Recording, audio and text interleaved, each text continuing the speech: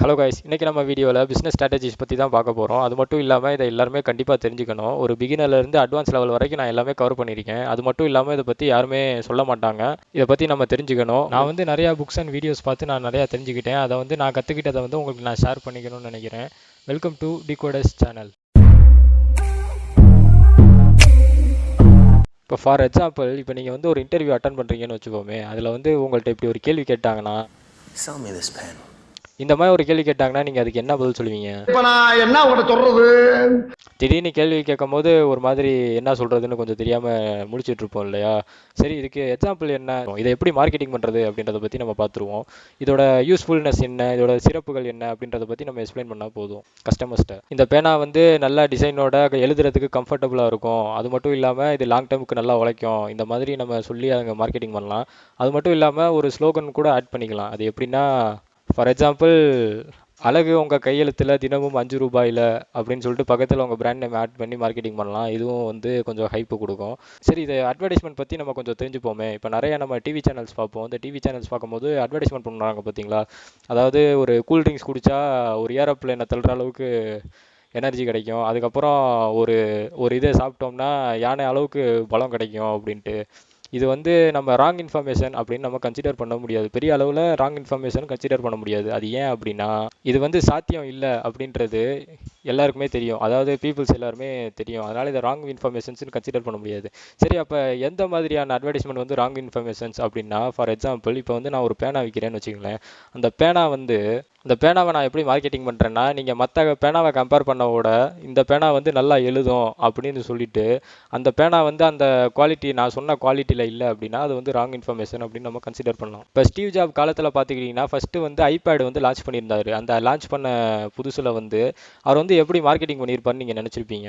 அதாவது சும்மா இந்த லைட் வெயிட்டு எங்கே வேணாலும் எடுத்துகிட்டு போகலாம், இது ஒரு மியூசிக் சிஸ்டம், இந்த மாதிரி வந்து அவர் வந்து சொல்லலை.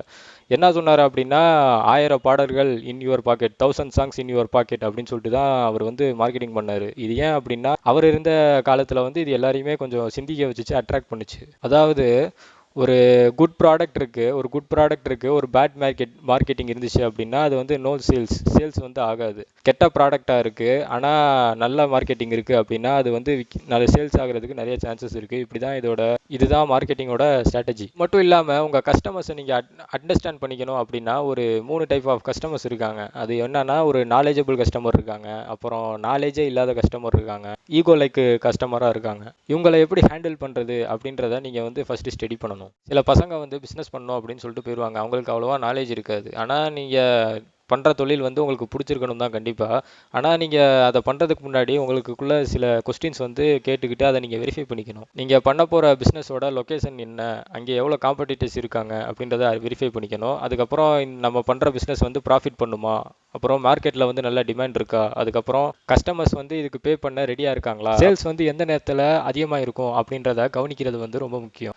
ஃபார் எக்ஸாம்பிள், இப்போ வந்து நிறைய சூப்பர் மார்க்கெட்ஸில் பார்த்துக்கிட்டிங்கன்னா டைமிங்க்கு ஏற்ற மாதிரி ப்ராடக்ட்ஸை வந்து அரேஞ்ச் பண்ணுவாங்க. அது எப்படின்னா, இப்போ ஈவினிங் டு நைட்டு வந்து கிட்ஸ் வந்து அதிகமாக வருவாங்க ஷாப்புக்கு. அதனால் அதுக்கேற்ற மாதிரி ப்ராடக்ட்ஸை வந்து அரேஞ்ச் பண்ணுறது. அப்புறம் காலையில் டு மதியானம் வந்து ஹவுஸ் ஒய்ஃப் வந்து நிறையா வாங்குவாங்க. ஷாப் வந்து அதுக்கேற்ற மாதிரி அரேஞ்ச்மெண்ட்ஸ் பண்ணுறது. அப்புறம் ஹாலிடே அப்போ அதுக்கேற்ற மாதிரி அரேஞ்ச்மெண்ட் பண்ணுறது. இதெல்லாம் பார்த்தீங்கன்னா ஒரு ஸ்ட்ராட்டஜி தான். இப்போ ஃபார் எக்ஸாம்பிள், இப்போ நான் வந்து ஒரு ஃபோன் வாங்குறேன்னு வச்சுங்களேன். ஏதாவது ஒரு ஷாப்பில் போய் நான் ஃபோன் வாங்குறேன் அப்படின்னா, நான் வந்து அதை வாங்கிட்டு அங்கிட்டு கழுத்தை திருப்புற இடத்துல அங்கிட்டு அதுக்கு ஃபோனுக்கு ஏற்ற மாதிரி பவுச்சோ டெம்பர் கிளாஸோ அவங்க வச்சுருப்பாங்க. அதாவது இது ஒரு சஜஷன்ஸ் வந்து வச்சுருப்பாங்க. இது வாங்கினீங்கன்னா இதையும் வாங்கணும் அப்படின்ட்டு ஒரு சஜஷன்ஸ் வந்து வச்சுருப்பாங்க. அதுக்கப்புறம் நம்ம வந்து சேல்ஸ் டெக்னிக்ஸ் பற்றி நம்ம பார்க்க போகிறோம். ஒரு சேல்ஸ் பர்சன் எப்படி இருக்கணும் அப்படின்னா, ஒரு குட் கம்யூனிகேட்டராக இருக்கணும், நாலேஜபிள் பர்சனாக இருக்கணும், அதுக்கப்புறம் ஒரு வித்தியாசமான சேல் கொண்டவராக இருக்கணும், ப்ராப்ளம் சால்வ் பண்ணுற எபிலிட்டி வந்து அவர்கிட்ட இருக்கணும். அதாவது கஸ்டமரோட தேவை என்ன அப்படின்றத அறிஞ்சு அவங்களுக்கு பூர்த்தி பண்ணுற விதமாக இருக்கணும், அட்ராக்டிவ் பர்சனாக இருக்கணும், அதுக்கப்புறம் நம்பிக்கையை உருவாக்குற திறன் வந்து அவர்கிட்ட இருக்கணும். இதெல்லாம் பார்த்துக்கிட்டிங்கன்னா ஒரு சேல்ஸ் பர்சன்ட்ட அடிப்படையான எபிலிட்டிஸ் இருந்துச்சு அப்படின்னா அவர் வந்து ஒரு குட் சேல்ஸ்மேன். ஒரு பிராண்ட் அண்ட் லோகோ வந்து எப்படி மேக் பண்ணுறது, அது மட்டும் இல்லாமல் ஒரு பிராண்ட் அண்ட் லோகோ எப்படி மேக் பண்ணுறது அப்படின்னா, இப்போ எக்ஸாம்பிளுக்கு ஒரு ஸ்டீவ் ஜாப் இருக்காரு பார்த்தீங்களா, அவர் ஆப்பிள் ஐஃபோன் கண்டுபிடிச்சார் பார்த்தீங்களா, அவர் வந்து எப்படி அந்த பேரை வந்து டிட்டர்மைன் பண்ணார் அப்படின்னா, ஒரு பீப்புள்ஸுக்கு வந்து அந்த பிராண்ட் அண்ட் லோகோ வந்து ஈஸியாக ஞாபகம் வச்சுக்கிற மாதிரி இருக்கணும் அப்படின்ற மாதிரி அவர் செட் பண்ணார் ஆப்பிள். இந்த மாதிரி ஸ்ட்ராட்டஜியும் நம்ம இம்ப்ளிமெண்ட் பண்ணலாம். சில பேர் என்ன பண்ணுவாங்க அப்படின்னா, ஆஃபீஸ் செட்டப்ஸ் எல்லாமே பண்ணதுக்கு அப்புறம் தான் அவங்க கஸ்டமர்ஸே தேடுவாங்க. அதாவது அப்படியெல்லாம் நம்ம பண்ணக்கூடாது. அதுக்கு முன்னாடி வந்து நான் ப்ரீவியஸாக சொன்ன மாதிரி எல்லாத்தையுமே நீங்கள் வெரிஃபை பண்ணிக்கணும். ஃபஸ்ட்டு வந்து பிஸ்னஸில் வந்து ட்ரஸ்ட்டு, நம்பிக்கைன்றது வந்து ரொம்ப முக்கியம். இந்த நம்பிக்கையை வந்து நம்ம இம்ப்ரூவ் பண்ணணும், ட்ரஸ்ட்டை வந்து இம்ப்ரூவ் பண்ணணும் அப்படின்னா நம்ம வந்து கொடுக்குற ப்ராடக்ட்டோ இல்லை சர்வீஸோ வந்து நல்ல குவாலிட்டியானதாக இருக்கணும். ரெண்டாவது வந்து கன்சிஸ்டன்சி மெயின்டைன் பண்ணணும். அதுக்கப்புறம் கஸ்டமரோட ரிவ்யூஸ், இதெல்லாம் வந்து நம்ம பண்ணுற பிஸ்னஸோட ட்ரஸ்ட்டை வந்து நல்லாவே இம்ப்ரூவ் பண்ணும். அது மட்டும் இல்லாமல் இன்னொரு வந்து ஒரு ஸ்ட்ராட்டஜி வந்து ஞாபகம் வச்சுக்கோங்க. அதாவது நம்ம நிறைய பேத்துக்கு பார்லேஜி பிஸ்கெட் பற்றி நம்ம தெரிஞ்சிருக்கோம்.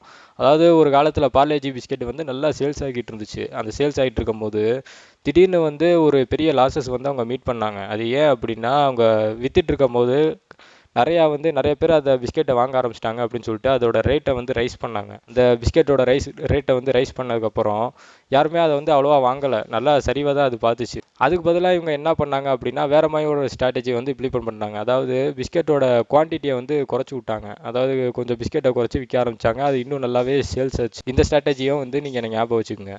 அது மட்டும் இல்லாமல் நம்ம அன்றாட டெய்லி வந்து நம்ம என்ன யூஸ் பண்ணுறோம், ஒரு அத்தியாவசிய தேவைகள் இருக்குது பார்த்தீங்களா, அதாவது பேஸ்ட்டு, நம்ம யூஸ் பண்ணுற சோப்பு, இதெல்லாம் இருக்குது பார்த்தீங்களா, இதெல்லாம் அன்றாட மக்கள் வந்து பயன்படுத்துகிறாங்க. நம்ம கொடுக்குற ப்ராடக்ட்ஸ் வந்து இந்த மாதிரி அத்தியாவசிய பொருளாக மாறணும் அப்படின்ற மாதிரி கூட உங்களோட கோல் வந்து செட் பண்ணுங்கள். உங்களோட கஸ்டமர்ஸ்க்கு ஃபீச்சர்ஸை வந்து செல் பண்ணாமல் ப்ராப்ளமை வந்து சால்வ் பண்ணுற விதமாக இருக்கணும். அது எப்படின்னா, ஃபார் எக்ஸாம்பிள் இப்போ நான் வந்து என்னோட ஜிம்மை வந்து நான் ரெண்ட்டுக்கு விட்றேன்னு வச்சுங்களேன். இதான் ஜிம்மு, இதை போய் நீ ஒர்க் அவுட் பண்ணிக்க அப்படின்றதெல்லாம் மாதிரிலாம் நம்ம பண்ணாமல் அவங்களுக்கு வந்து கான்ஃபிடென்ஸை வந்து செல் பண்ணணும். இப்போ நான் வந்து ஒரு கோடிங் போட்டு ஒரு வெப்சைட் உருவாக்குறேன் அப்படின்னா அவங்களோட ப்ராப்ளத்தை சால்வ் பண்ணுற விதமாக இருக்கணும். அது எப்படின்னா, அவங்களோட சேல்ஸை இன்க்ரீஸ் பண்ணுறது, அவங்க கஸ்டமர்ஸ் அட்ராக்ட் பண்ணுறது, சேல்ஸ் இன்க்ரீஸ் பண்ணுறது, இந்த மாதிரி மோட்டிவில் நான் வெப்சைட் வந்து பண்ணி கொடுக்கணும். அதாவது மக்களுடைய தேவைகளை நம்ம பூர்த்தி பண்ணுற விதமாக இருக்கணும். அதாவது ஸ்டீவ் ஜாப் கூட ஒரு குவாட்டில் வந்து சொல்லியிருப்பாரு. அது என்னன்னா, நீங்கள் வந்து மக்களை ஜெயிக்க வச்சிங்க அப்படின்னா மக்கள் வந்து உங்களை ஜெயிக்க வைப்பாங்க அப்படின்ட்டு ஒரு குவாட் வந்து சொல்லியிருப்பாரு.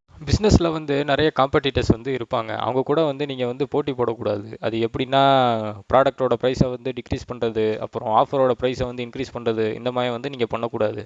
அது மட்டும் இல்லாமல் அவங்க காம்படிட்டர்ஸை பற்றி நீங்கள் அனலைஸ் பண்ணலாம். எப்படின்னா, அவங்க எப்போ ஷாப் ஓப்பன் பண்ணுறாங்க, எப்போ க்ளோஸ் பண்ணுறாங்க, எவ்வளோ கஸ்டமர்ஸ் போகிறாங்க, எவ்வளோ ப்ராடக்ட்ஸ் செல் ஆகுது, இந்த மாதிரி வந்து நீங்கள் அனலைஸ் பண்ணலாம். காம்படிட்டர்ஸோட காம்படிட் பண்ணாமல் அவங்க கூட சேர்ந்து எப்படி நீங்கள் மூவ் ஆகுறது அப்படின்றத பற்றி நீங்கள் யோசிக்கலாம். ஒரு பெஸ்ட்டான ப்ராடக்ட் கூட வீக் ஆகலாம். எப்படின்னா, இப்போ பிக் கம்பெனியோட ப்ராடக்ட்ஸ் எப்படி சேல்ஸ் ஆகுது அப்படின்னு பார்த்தீங்கன்னா, network, community, referral systems, partnership, இந்த மாதிரி வேஸ் எல்லாம் அவங்க ஃபாலோ பண்ணி அவங்க பிராண்டை வந்து நல்லாவே இம்ப்ரூவ் பண்ணாங்க. நீங்கள் பிஸ்னஸை பற்றி இப்போ ஒரே நெகட்டிவாக திங்க் பண்ணிக்கிட்டு இருந்தீங்க அப்படின்னா, அதாவது எப்போ பார்த்தாலும் நெகட்டிவாக ஃபியூச்சர் பேஸ் பண்ணியே நீங்கள் திங்க் பண்ணிக்கிட்டு இருந்தீங்கன்னா, நீங்கள் பிஸ்னஸ் பண்ணுறதுக்கு உங்களுக்கு தகுதி இல்லை அப்படின்னு உங்களுக்கு நம்ம கன்ஃபார்ம் பண்ணலாம். அது ஏன் அப்படின்னா, என்ன இருந்தாலும் ப்ரெசென்ட்டோட அவுட்புட் தானே ஃபியூச்சர். இப்போ நான் ப்ரீவியஸாக என்னெல்லாம் ஸ்ட்ராட்டஜி சொன்னேனோ அது எல்லாமே ஃபாலோ பண்ணி அதெல்லாம் அனலைஸ் பண்ணி லாஜிக்கலி என்ன நடக்கும் அப்படின்ட்டு நீங்கள் பாசிட்டிவாக திங்க் பண்ணி நீங்கள் வந்து பிஸ்னஸ் வந்து ஹார்ட் ஒர்க் பண்ணலாம். ஓகே கைஸ், இந்த வீடியோவில் நீங்கள் வந்து நிறையா லேர்ன் பண்ணியிருப்பீங்க. பிஸ்னஸ் ஸ்ட்ராட்டஜி வந்து எப்படி இம்ப்ளிமெண்ட் பண்ணுறது அப்படின்றத பற்றி உங்களுக்கு கிளாரிட்டி கிடச்சிருக்கும் அப்படின்னு நினைக்கிறேன்.